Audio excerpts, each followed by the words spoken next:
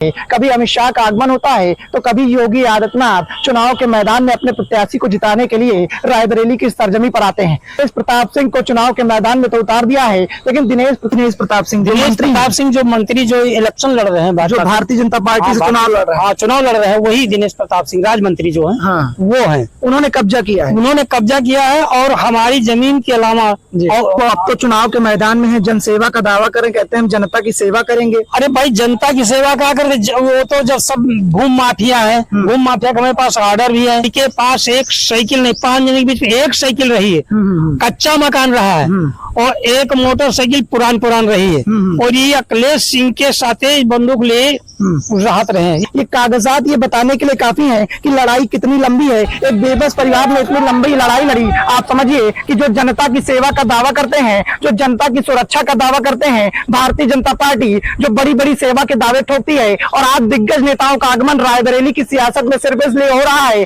क्योंकि रायबरेली से उनका उम्मीदवार चुनाव जीत कर जाए। लेकिन आप समझिए जब इस तरह की तस्वीरें सामने आएंगी, जब इस तरह से जमीनों को कब्जा किया जाएगा, तो फिर कौन रायबरेली से भारतीय जनता पार्टी के उम्मीदवार को चुनाव जिताएगा? हाँ, क्या कहता है, सेवा कर पाएंगे ऐसे लोग? ना कर पाई है। चुनाव में इनको वोट देना चाहिए, नहीं देना चाहिए? ना। आप महिलाओं से क्या अपील करेंगे? नहीं, हम तो कहेंगे कि इनका न दियो। दिनेश प्रताप सिंह, इनका न दियो। नमस्कार, आपके साथ मैं हूं सचिन तिवारी। रायबरेली की सियासत की सरगर्मियां काफी तेज हैं। आए दिन दिग्गज नेताओं का आगमन रायबरेली की सरजमी पर हो रहा है। कभी अमित शाह का आगमन होता है तो कभी योगी आदित्यनाथ चुनाव के मैदान में अपने प्रत्याशी को जिताने के लिए रायबरेली की सरजमी पर आते हैं। लेकिन रायबरेली की सियासत से जिस उम्मीदवार को चुनाव के मैदान में उतारा गया है, दिनेश प्रताप सिंह, उन पर किस तरह के गंभीर आरोप लग रहे हैं वो आप सुनिए और वो हम बताने की कोशिश करेंगे। यहाँ पर एक शख्स मौजूद है जिनसे हम बातचीत करने की कोशिश करेंगे और ये जानने की कोशिश करेंगे कि भारतीय जनता पार्टी जो बड़े बड़े दावे करती है, जिसने बड़े बड़े दावों के साथ दिनेश प्रताप सिंह को चुनाव के मैदान में तो उतार दिया है, लेकिन दिनेश प्रताप सिंह की करतूत क्या है, किस तरीके से मंत्री जी पर गंभीर आरोप लग रहे हैं, वो हम सुनाने जा रहे हैं। क्या नाम है आपका? शिवनंदन लोधी। कहाँ के निवासी हैं? गुनावर, थाना अर्चनपुर। क्या पूरा मामला है, बताएं। हमारा जो कि जमीन 344 रकबा मिल चुका है, वो का जो कि दिनेश सिंह आज भी अभियों को कटवाएंगे और पूरे उत्तर प्रदेश, पूरे दिल्ली के और जिला के आदेश भी हमें लगे हैं तो वो कटवा रहे हैं। पुलिस अधीक्षक और डीएम कहते हैं कि भाई वो पार्टी में है, हम कुछ कर ना पाओगे। कौन? दिनेश प्रताप सिंह, जो मंत्री जो इलेक्शन लड़ रहे हैं, जो भारतीय जनता पार्टी से चुनाव लड़ रहे हैं, वही दिनेश प्रताप सिंह राज मंत्री जो है वो है। उन्होंने कब्जा किया है और हमारी जमीन के अलावा और हमारा घर भी गिरवा दी नहीं और एक खेत में तालाब भी खुदवा दी, कोई देखने वाला है ही नहीं है। लेकिन वो अब तो चुनाव के मैदान में है, जनसेवा का दावा करें, कहते हैं हम जनता की सेवा करेंगे। अरे भाई जनता की सेवा क्या कर, वो तो जब सब भूम माफिया है, भूम माफिया का मेरे पास ऑर्डर भी है और ये प्रधानमंत्री के कार्यालय का है और यहाँ मुख्यमंत्री के और सारे उत्तर प्रदेश के हर जगह के ऑर्डर है और फिर भी सुनी नहीं जाते। डीएम एसपी कहा थे कि भाई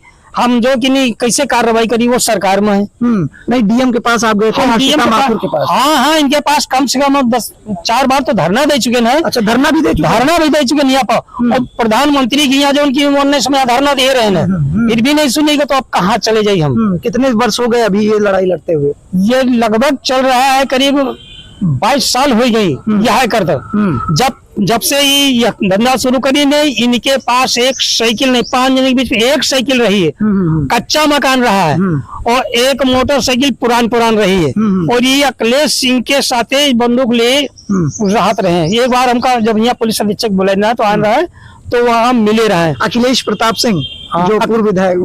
अखिलेश सिंह जो यहाँ गए तो उनके यहाँ पर हम यहाँ आ रहा है तो क्या ये मिले तो ये उनके साथे बॉडीगार्ड में रहे। अच्छा, कुर्ता पैजामा पहने और एक वही जगह पर यहाँ उधर रहा तो 2 मंजिला पे एक छोटे से कमरा में रहे। वही यहाँ जमीन भी एक बीघा 1.5 बीघा यहू जगह पे यहाँ। तो इनके कहाँ तक हम बताइए, इनके पूरी जमीन देखी जाए, इनके भिन्न भिन्न नामन में कम से कम 500-600 बीघा ज्यादा जमीन खाली गुनावर में बल्ला मौजे में यहाँ है। पर ये डीएम साहब, जिला निर्वाचन अधिकारी, अगर आप रिपोर्ट दे दिए तो यही लगे पुलिस अधीक्षक कहा हम चालान बना जाए, यही लगे बना जाए, लेकिन जिला चुनाव निर्वाचन अधिकारी और डीएम रिपोर्ट नहीं दे रही। हमें पास पूरा रिपोर्ट सत्ता के दबाव में हमारे पास पूरा रिकॉर्ड है, हम रिकॉर्ड दिखा रहे हैं। गौर से कैमरामैन से कहेंगे तस्वीरें दिखाएं। आप देख सकते हैं जिस तरीके की तस्वीरें निकलकर सामने आती हैं, ये कागजात ये बताने के लिए काफी हैं कि लड़ाई कितनी लंबी है। एक बेबस परिवार ने इतनी लंबी लड़ाई लड़ी। आप समझिए कि जो जनता की सेवा का दावा करते हैं, जो जनता की सुरक्षा का दावा करते हैं, भारतीय जनता पार्टी जो बड़ी बड़ी सेवा के दावे ठोकती है, और आज दिग्गज नेताओं का आगमन रायबरेली की सियासत में सिर्फ इसलिए हो रहा है क्योंकि रायबरेली से उनका उम्मीदवार चुनाव जीत कर जाए। लेकिन आप समझिए जब इस तरह की तस्वीरें सामने आएंगी, जब इस तरह से जमीनों को कब्जा किया जाएगा,